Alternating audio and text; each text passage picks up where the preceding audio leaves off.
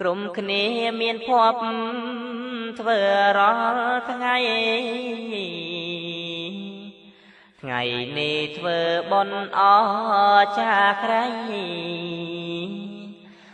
និស័យបុណ្យធំផ្ដាច់កំណាញ់គ្រប់អ្នកម្ចាស់ទៀនធ្វើទៀនទៅចិនមិនសោកសៅឬសោកសាញ់តាំងចិត្តជាធំគុំបងកាញ់ភក្ត្រាបង្ហាញញញឹមស្រងចិត្តសាររំភើបអរីករាយធ្វើបុណ្យសប្បាយពុំស្ដាយអស់ម្ចាំងទៀន